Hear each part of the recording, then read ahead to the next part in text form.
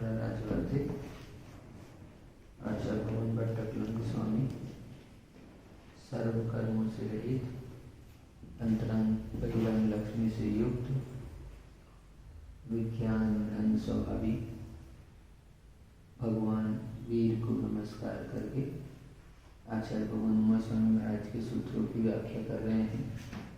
यहाँ पर नरकों का वर्णन चल रहा था और ये बता रहे हैं कि नरकों में दुख किस प्रकार का है, कैसे कैसे प्राप्त होता है ना।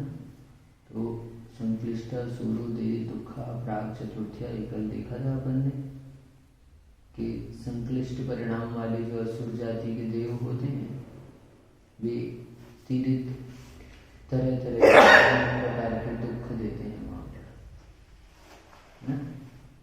इसलिए उदरित शब्द का पुनः प्रयोग किया है इसमें। शंका है फिर से, वे देव ऐसा क्यों करते हैं?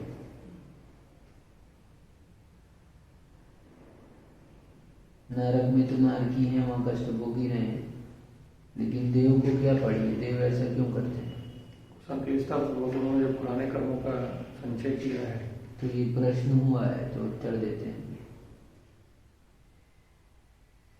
उत्तर है, पाप कर्म में रत होने से वे यह काम करते हैं, अर्थात ऐसे पाप कार्यों के करने में उनका स्वभावतः प्रेम रहता है। ऐसा किसको पाप करने में मजा आती है, किसी को दूसरे को परेशान करने में ही अच्छा लगता है, किसी को दूसरे को लड़ाने में अच्छा लगता है।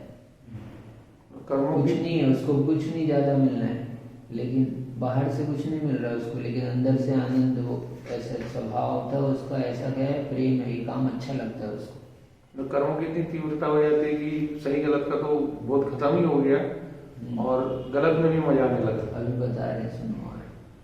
जो मनुष्य राग द्वेष और मोह से तिरस्कृत हैं और जिनका पुण्य अशुभ पाप कर्म का उत्पादक है, पुण्य भी है लेकिन अशुभ पाप कर्म का उत्पादक ऐसा पुण्य है, उन निर्दय मनुष्यों को जैसे बैल भैंसे बकरे शुकर मुर्गे बटेर लाई आदि पक्षियों को व मल्लों को परस्पर युद्ध करते और एक दूसरे को बड़ी क्रूरता से मारते देखकर अत्यंत आनंद आता है।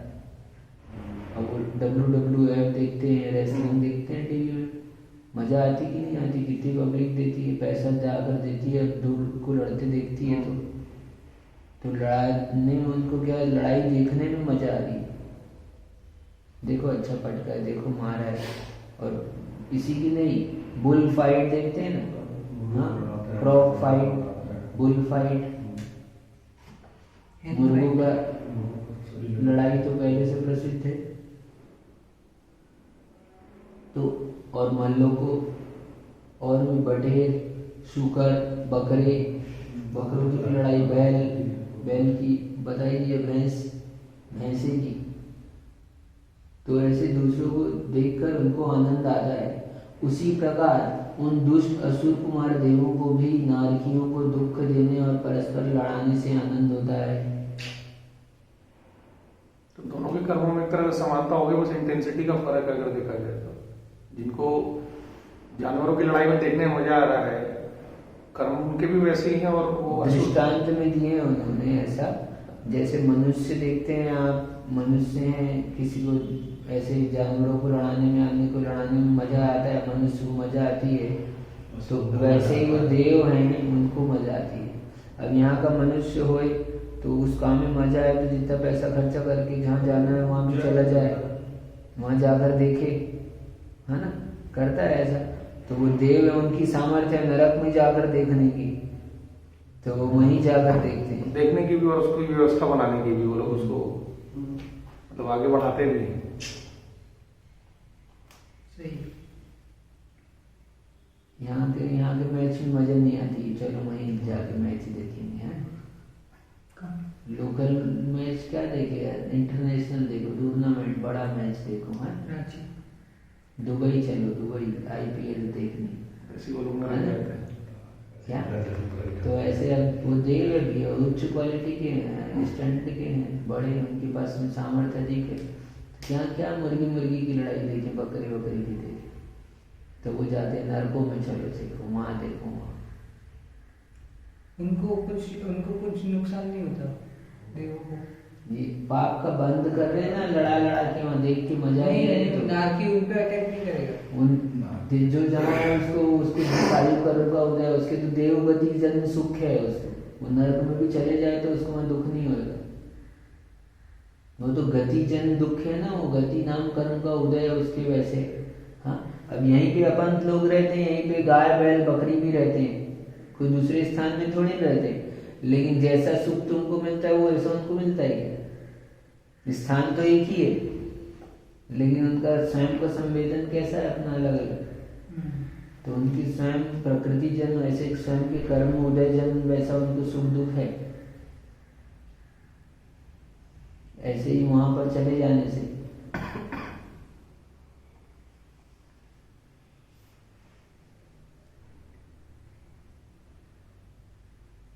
तो कह रहे हैं ऐसे ही, तो उसी प्रकार दुष्ट असुर कुमार देवों को भी नारकियों को दुख देने परस्पर लड़ाने में आनंद होता है, अर्थात वे ऐसे कलह प्रिय और संक्लेश माना है कि जब तक वे इस प्रकार की मारधाड़ आदि नहीं करा लेते तब तक उन्हें शांति नहीं मिलती।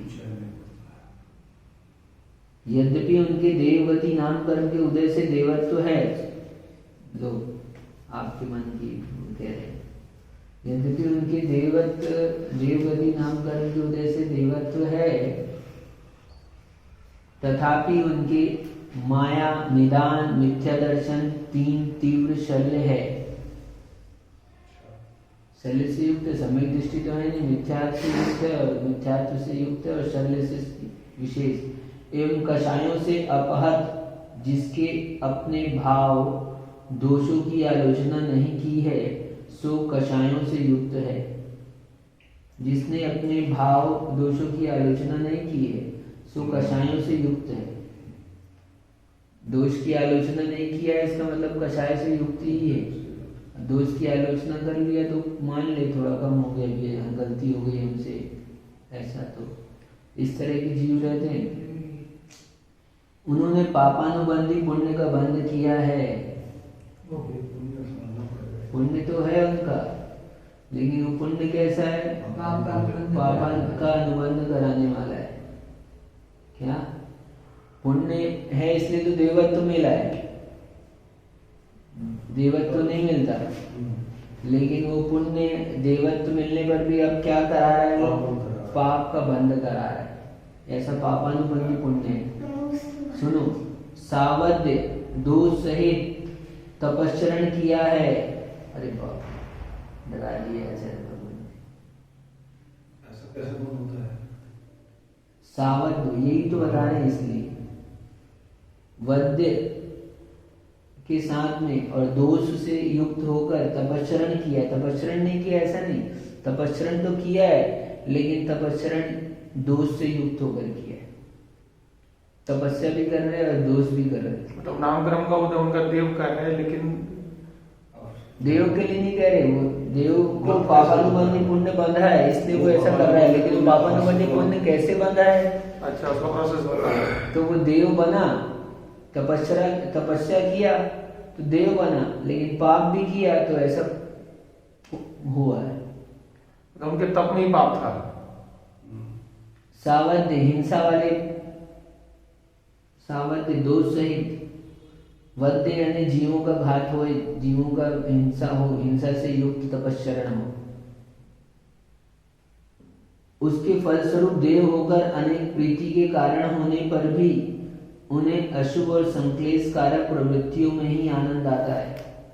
उनके पास में प्रीति के कारण और भी है, ऐसा नहीं है कि नहीं है, क्योंकि देवत्व है तो वो अन्यत्र भी जा सकते हैं, जब नरकों में जा सकते हैं तो अन्यत्र भी, लेकिन उनको उसी में मजा आता है क्योंकि तब करते समय उन्होंने वैसे ही रस लिया। सुनो ना, अब इतने सारे रईस लोग हैं, करोड़पति लोग हैं, है ना, घूमने के लिए वो चाहे तो कहाँ भी जा सकते हैं, महाराज के दर्शन करने, तीर्थ यात्रा में भी जा सकते हैं, लेकिन उनको गोवा में ही मजा आता है।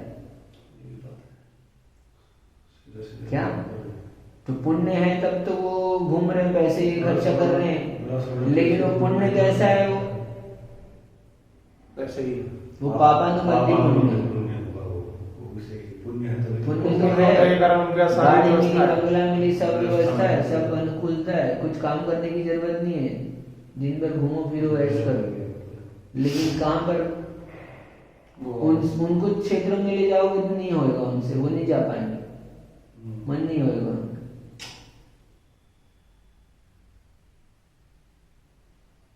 उन्हें अशुभ और संक्लेशकारक प्रवृत्तियों में ही आनंद आता है। इसी प्रकार छेदन भेदन आदि के द्वारा शरीर के टुकड़े टुकड़े कर देने पर भी नारकियों का अकाल में मरण नहीं होता है, क्योंकि तत्वार सूत्र के दूसरे अध्याय में लिखा है, औपादिक चरमोत्तम देह संघे वर्ष युषो न वर्तय विष देव नारी की चरम शरीर तथा भोग भूमियां जीवों का अकाल मरण नहीं होता नहीं है। उन नारकियों के जघन्य उत्कृष्ट और मध्यम के भेद से जितनी आयु बंधी है उनका अकाल में पाचन नहीं होता और न किसी कारणवश उस आयु की उदीर्णा ही होती है। हो सकता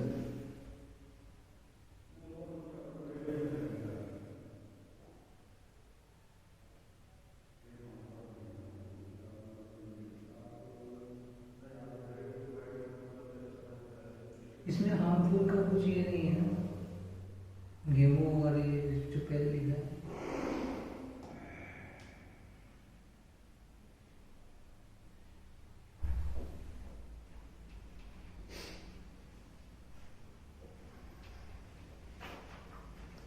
ये बात है, ऐसा क्यों करते हैं?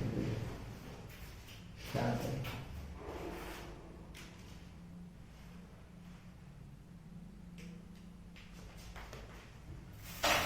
अब कहते हैं यदि नारकियों के अकाल मरण नहीं है तो नारकियों की आयु कितनी है?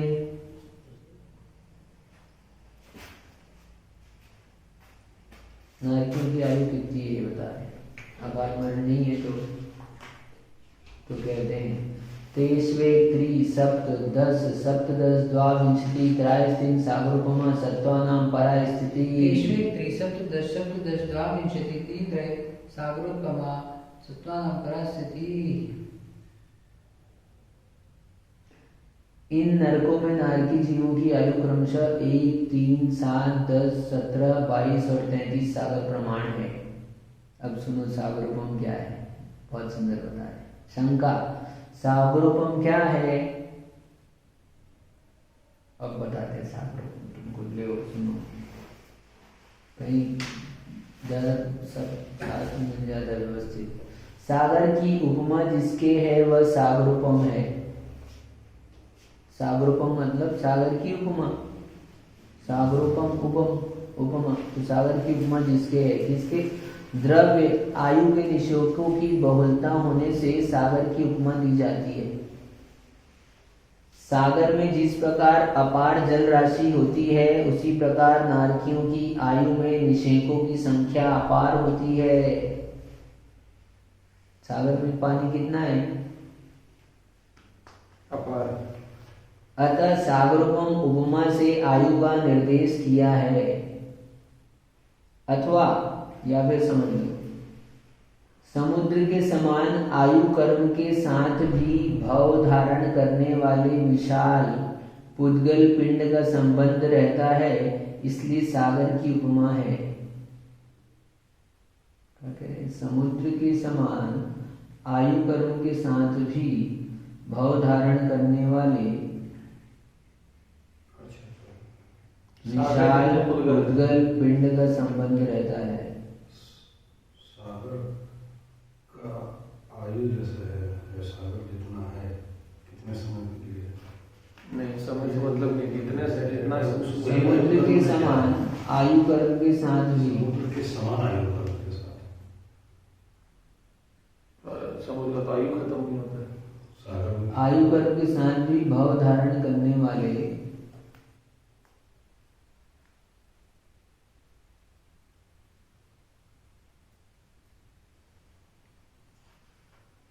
इसलिए सागर की उपमा है। दो दिया है। सागरोपम क्या है तो पहले बता दिया, सागर की उपमा है। सागर में जिस प्रकार विशाल जल राशि होती है, अपार जल राशि होती है, ऐसे ही आयु कर्म के निषेध विशाल है, बहुलतम है, द्रव्य की अपेक्षा से बहुत है, ऐसे इसलिए उसको सागरोपम कहते हैं। दूसरा कह रहे हैं सागर समुद्र के समान आयु कर्म के साथ ही भाव धारण करने वाले विशाल भूतगल पिंड का संबंध रहता है। जो पुद्गल जिसका आयु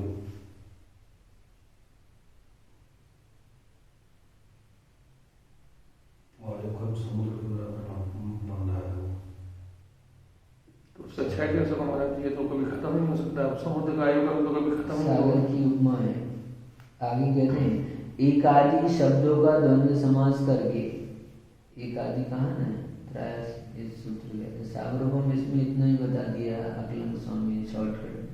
यथा सागरो जल समूहेन भूयसा युक्ता सता आयु कर्मापि भवधारणा कारण उद्गल द्रव्य समूहेन महता योगात् सागरोपमेय मीयते। यानी बहुत अधिक मात्रा में वो पुद्गल पिंड का बांधा है उन्होंने। पुद्गल पिंड है उनके पास में। किसके पुद्गल पिंड? आयु कर्म के, यानी आयु कर्म द्रव्य आयु कर्म देख रहे हैं। द्रव्य आयु कर्म बहुत अधिक मात्रा में भाव के साथ में उसको प्राप्त, इसलिए उसको कह रहे सागरोपम। एकादि शब्दों का द्वंद्व समास करके सागरोपम विशेषण का अन्वय करना चाहिए।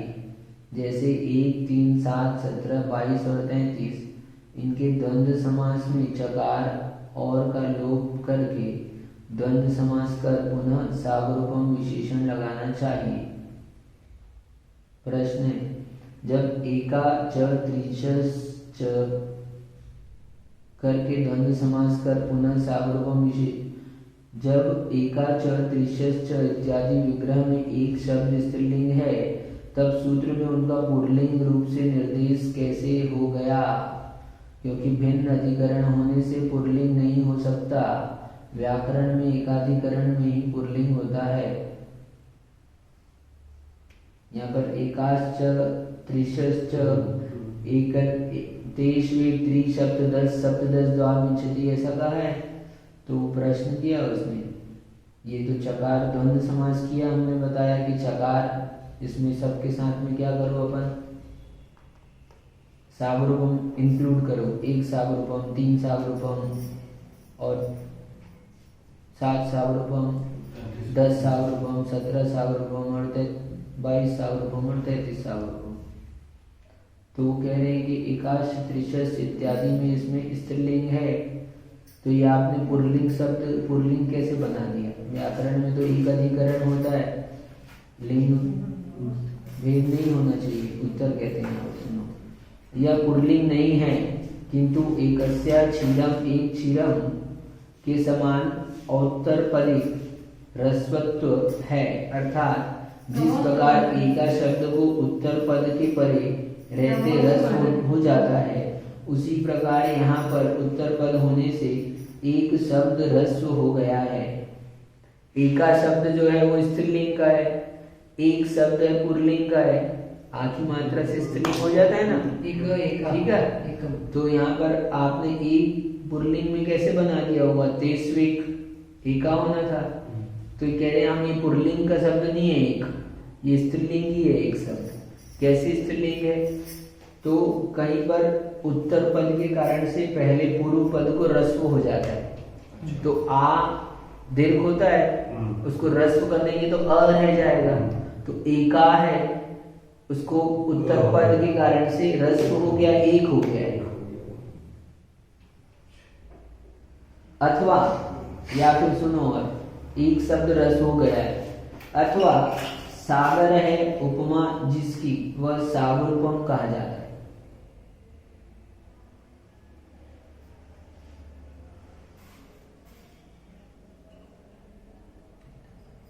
सागर है उपमा जिसकी, वह सागरोपम कहा जाता है।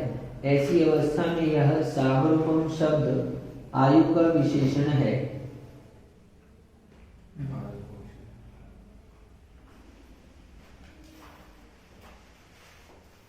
एकम च त्रीणि च सप्त च सप्तदश च द्वात्रिंशत् त्रयस्त्रिंशत् च एकत्री सप्तदश सप्तद्वाविंशति त्रयस्त्रिंशत् सागरोपमा आयु जिनकी वह 1 3 7 10 सप्तदश द्वाविंशति त्रयस्त्रिंशत् सागरोपमा आयु की अपेक्षा यहाँ स्त्रीलिंग का निर्देश किया गया है। जिसको आप पुल्लिंग समझ रहे हैं वो पुल्लिंग नहीं है, वो है स्त्रीलिंग ही, लेकिन उत्तर पद के कारण से उसमें रस्व हो गया है। कैसे रस्व हो गया? उत्तर पद क्या है? तो सागरोपम उसका उत्तर पद है, ऐसा उसमें कहा, इसलिए हमने उस एक को क्या कर दिया? रस्व कर दिया।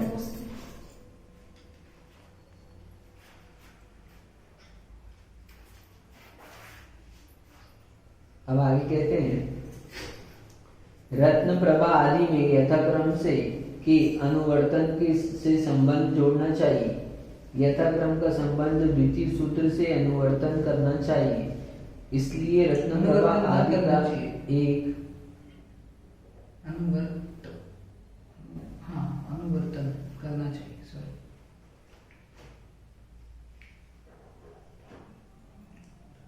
इसलिए रत्न प्रभा आदि का 1 3 आदि क्रमशः संबंध निर्देश करना उपयुक्त है। जैसे रत्न प्रभा नामक प्रथम नरक में नारकियों की उत्कृष्ट आयु 1 सागर की है, शर्करा प्रभा नामक द्वितीय नरक में 3 सागर की उत्कृष्ट आयु है, बालुका नामक तीसरे नरक में नारकियों की उत्कृष्ट आयु 7 सागर प्रमाण है, पंक प्रभा नामक चतुर्थ नरक के नारकियों की उत्कृष्ट आयु 10 सागर प्रमाण है, धूम प्रभा नामक पंचम नरक के नारकियों की उत्कृष्ट आयु 17 सागर प्रमाण है, तमह प्रभा नामक छठे नरक के नारकियों की उत्कृष्ट आयु 22 सागर प्रमाण है, और महातम प्रभा नामक सप्तम नरक के नारकियों की उत्कृष्ट आयु 33 सागर प्रमाण है।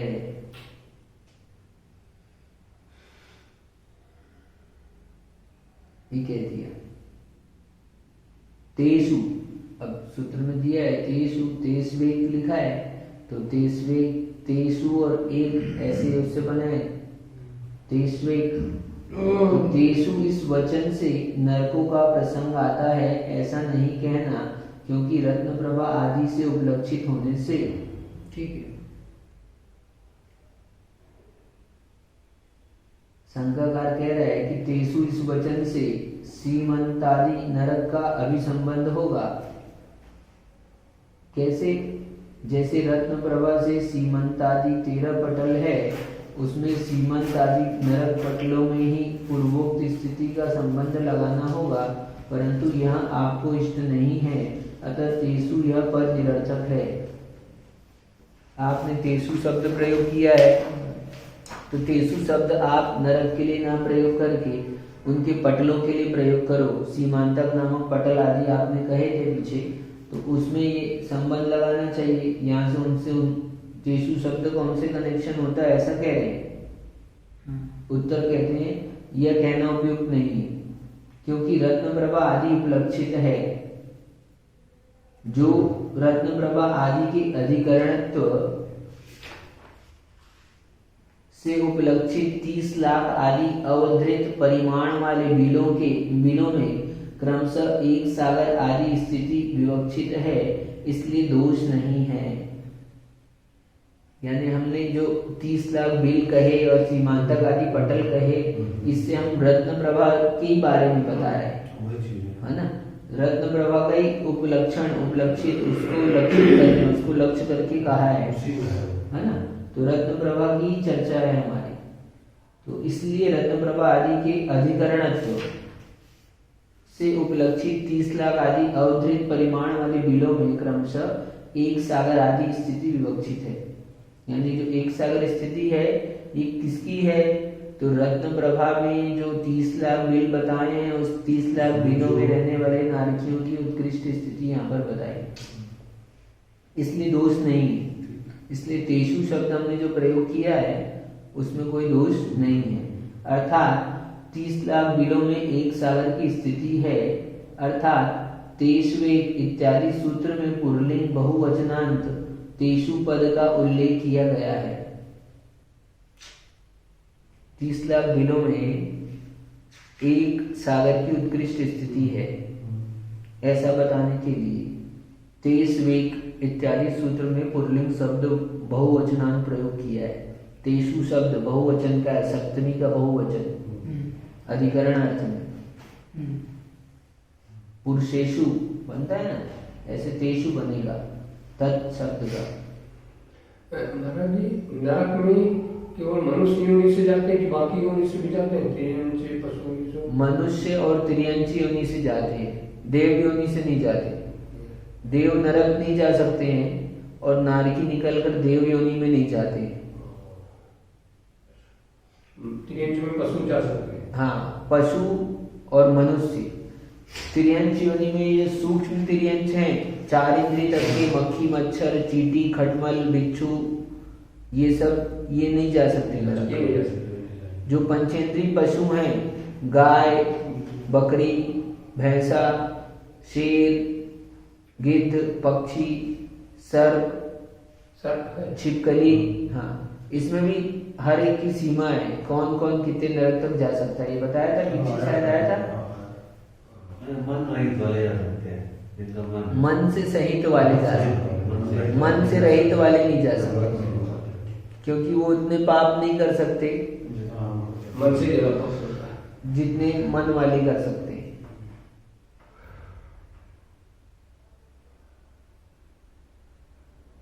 सर्प है, शेर है, 5वें नरक तक जा सकता है। क्रूर मांसाहारी जो सिंह है ना, वनराज, वो 5वें नरक तक जा सकता है। सर्प 4थे नरक तक, पक्षी आदि 3रे नरक तक आए, सरीसृप 2रे नरक। ये जीव मरने के बाद अवश्य नरक जाएंगे? नहीं, ऐसा नहीं, ये जा सकते हैं, संभावना है उनकी, उनके परिणामों के ऊपर निर्भर करता है। सभी मरकर और नरक में ही जाए ऐसा जरूरी नहीं है। जैसे सर्प, शेर है, हाँ, बिल्ली है, कुत्ता है, मांसाहारी है, हाँ, तो तो जरूरी नहीं है कि वो नरक जाए। मांस खाने के बाद भी नहीं जा सकते। हाँ,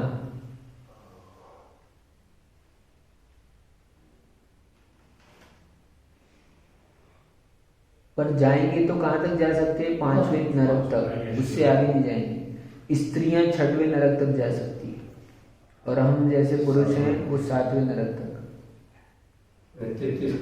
इतना ऊपर जा सकते हैं उसमें नीचे। वर्तमान काल में कोई इतना पाप हिंसा नहीं करता है जो 3रे नरक से ऊपर चले जाए। अच्छा, 3रे नरक तक जा सकता है अभी वर्तमान में। उसकी आयु कितनी है? 7 सागर तक। 7। अधिकतम है हमारा से, अधिकतम से कम भी हो सकता है।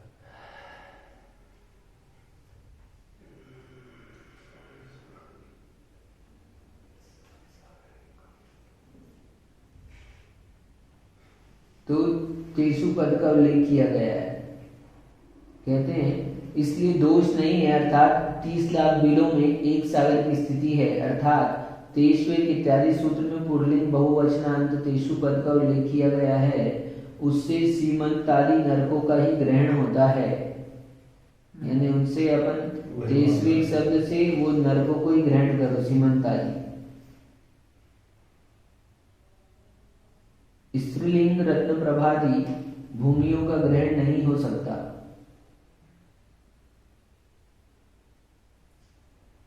अतः प्रथम नरक में सीमंतादि 13 इंद्र बिल हैं, उनमें 7 बिलों में ही आयु समाप्त हो जाएगी, 84 लाख बिलों में नहीं।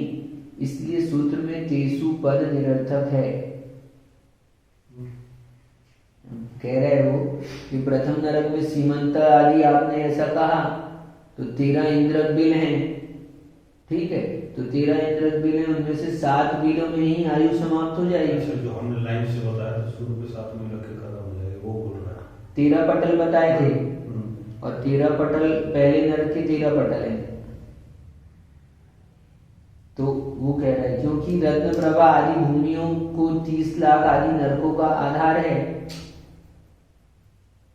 नहीं, ये कह रहे कहा 84 लाख बिलों में नहीं, इसलिए सूत्र में तेषु पद निरर्थक है।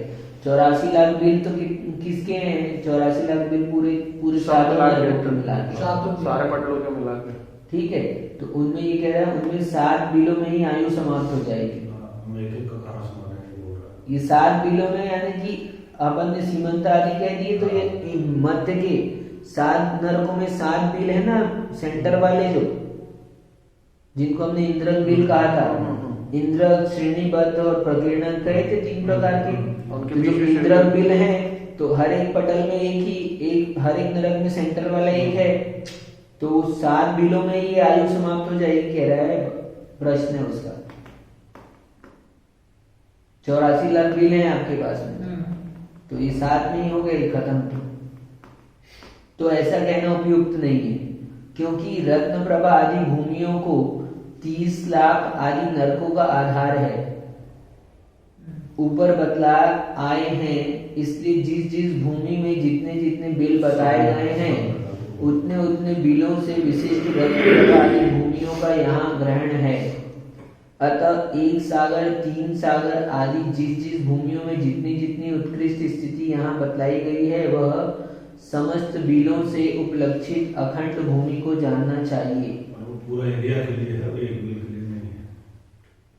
जैसे रत्नप्रभा भूमि में 30 लाख बिल हैं, उन बिलों से युक्त रत्नप्रभा भूमि के नारकियों की उत्कृष्ट स्थिति 1 सागर है, इसी प्रकार सब नरकों में जाननी चाहिए। ऐसा कहा। आगे कहते हैं नरक सहचर से भी तात शब्द की सिद्धि है।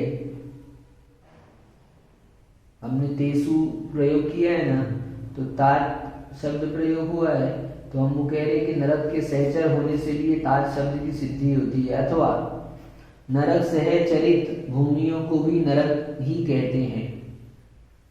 भूमियां नरक नहीं है, नरक में बिल बने हुए, बिल में रहने वाले नारकी, वहां पर वो नरक है। लेकिन नरक के सहचर से उन भूमियों को भी नरक कहते हैं। नरक सहचरित भूमियों को भी नरक ही कहते हैं। अतः उन रत्न प्रभा आदि नरकों में उत्पन्न होने वाले जीवों के 1 सागर आदि स्थिति का संबंध लगाना चाहिए। यानी भूमि नरक एक ही चीज हो गई है, तो वही चीज नरक अलग अलग चीज नहीं, ऐसे हाँ वही है, उसी में इंक्लूडेड है 7 नरक में भूमियां है। भूमियों में नरक है, भूमि नरक नहीं है। ऐसा करने पर तेसु वचन सार्थक हो जाता है। यदि तेसु वचन नहीं होगा तो व्यवहित होने से भूमि से आयु का संबंध नहीं जुड़ पाता। यदि यहाँ भूमियों को नरक ना माना जाएगा तो बीच में नरकों के पड़ जाने से व्यवधान हो जाने के कारण रत्न प्रभा के नारकियों की उत्कृष्ट स्थिति 1 सागर रत्न शर्करा की 3 सागर आदि का संबंध नहीं होगा।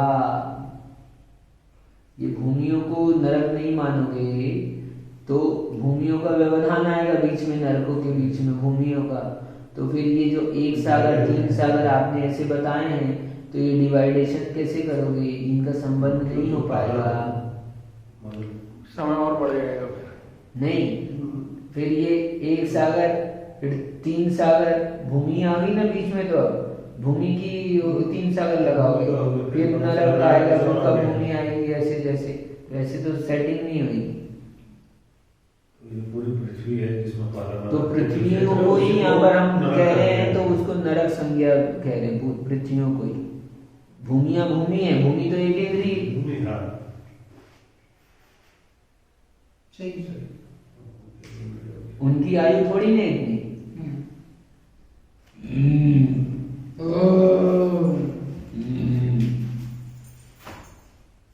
इसलिए कह रहे हैं, तो ये तेसु शब्द की इतनी सारी चर्चा करी यहाँ पर।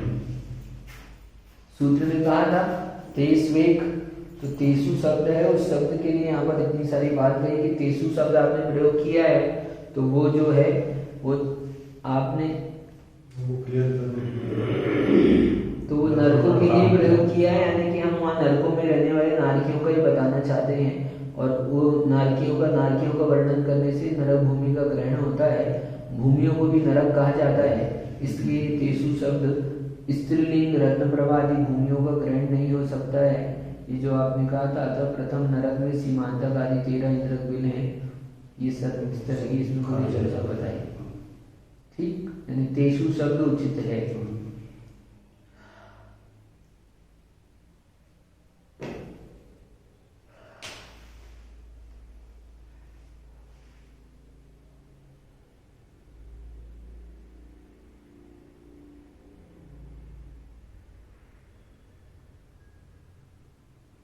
कारण क्या है ना, रत्न प्रभा आदि जो है वो स्त्रीलिंग शब्द है और तेसु शब्द है ये पुल्लिंग शब्द है।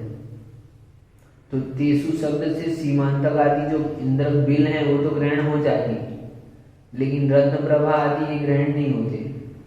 तो सीमांतक आदि ग्रहण होंगे बिल, तो बिल उतने में फिर आपने 7, क्योंकि आपने क्या कहा, 23 3 1 3 7 17 22 और 33 अगर गई और सीमांतक आदि बिल इससे ग्रहण होते हैं, तो ये 7 बिलों में ये पूरा हो गया आपका 84 लाख बिल आपने बताए हैं। 7 बिलों में 7 ही संख्या बताई आपने, तो 7 बिलों में ये ग्रहण हो गई। तो ये 7 बिलों की नहीं है संख्या, ये भूमि की है। अब भूमि स्त्रीलिंग की है, शब्द यहाँ पर पुल्लिंग का प्रयोग किया है, तो इसलिए प्रश्न उठाया था यहाँ पर। तो कह रहे हैं कि वो रत्न प्रभा जो है वो भी क्या है, उनसे इसी का ग्रहण होता है। इस सबको हम मिलाकर वही कह रहे हैं। उसमें जो भी है वो बहुत एक शब्द जबरदस्त तरीके से बताया है। तो कैसे भी लग जाता है। आयु बताया, नरकों की आयु कितनी होती, तो आपने 7 ही आयु गिनाई, तो 7 आयु हम 7 बिलों में लगा लें, तो 84 लाख बिल है, 7 बिलों में 7 आयु लगा ली, तो बाकी के बिल रह गए ना। तो ये बिलों में नहीं लगाना है।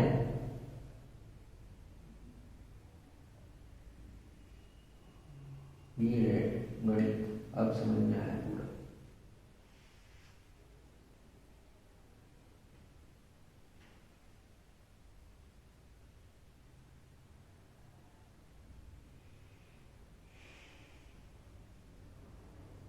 आगे ठीक पढ़ते हैं यहाँ थोड़ा। संतावना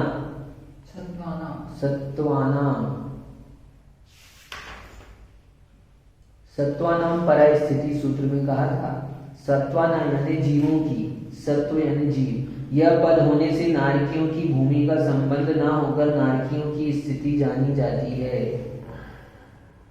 अच्छा, वो बोल रहा है या शंका है, यदि पृथ्वी से उपलक्षित नरक का संबंध इष्ट है तो नरकों की 1 सागर 3 सागर आदि स्थिति का संबंध होगा, नारकियों का नहीं। तेसु शब्द प्रयोग किया, तेसु से यदि भूमि आप उपलक्षित करते हो तो पृथ्वी यदि उपलक्षित है तो नारकियों का संबंध नहीं होता उनसे। तो ये जो आपने आयु 1 3 सागर आदि गिनाई है, ये नारकियों का नहीं बैठती है। उत्तर कहते हैं, सत्वानाम यह स्पष्ट पद दिया है, अतः उन नरकों में स्थित नरकवासी जीवों की यह स्थिति है, ना कि नरकों की है।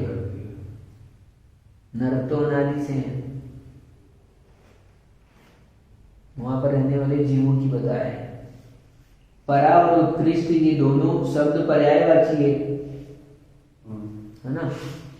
परा स्थिति कहा तो परा शब्द और उत्कृष्ट शब्द पर्यायवाची है, इसलिए नरकों में एक नारकी के रहने की उत्कृष्ट स्थिति कही गई है। रत्न प्रभा आदि में प्रति प्रस्तर की जघन्य स्थिति कहते हैं। ये तो परा उत्कृष्ट बता दिया, अब जघन्य कहते हैं। तो रत्न प्रभा नरक के सीमांतक नामक इंद्रक बिल तथा इनकी 8 श्रेणियों में जघन्य आयु 10,000 वर्ष की है और उत्कृष्ट स्थिति 90,000 वर्ष की है। अब हर एक पटल में सीमांतक नाम का जो बिल है, इंद्रक बिल है, वहां पर उसका बता है ना, क्योंकि नरक की उत्कृष्ट स्थिति क्या बताई अपन ने, एक सागर बताई है। एक सागर ऊपर वाले में नहीं लगी, ऊपर वाले में तो 90,000 वर्ष ही लगी। मिनिमम 10,000 वर्ष से 90,000 वर्ष वाले यहाँ पर उत्पन्न होंगे। अब उसके अंदर सब इसलिए कहते हैं राजा श्रेणी 84,000 वर्ष की उसने आयु कर दी। कहाँ नीचे से, सबसे नीचे से कहाँ पहुंच गया।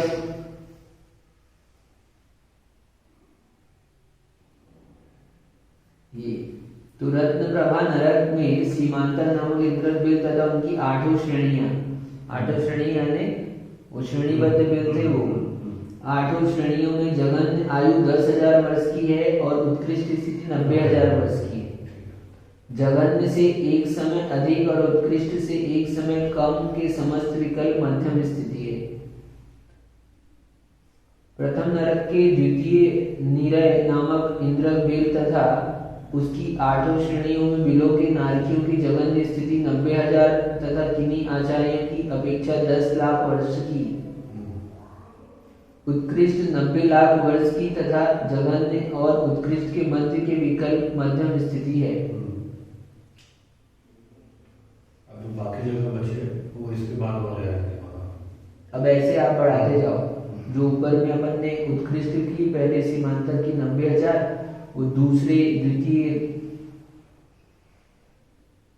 निरय नामक इंद्रक बिल है, उसमें वो जघन्य स्थिति होगी।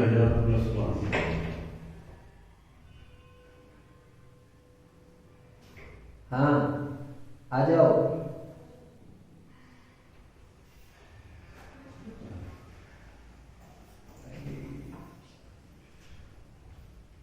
रोरक नामक इंद्रक बिल में तथा उनके उसके 8 श्रेणीबद्ध बिलों में स्थिति नारकियों की जघन्य स्थिति एक पूर्व कोटि उत्कृष्ट असंख्यात वर्ष की तथा उन दोनों के मध्य विकल्प मध्यम आयु है।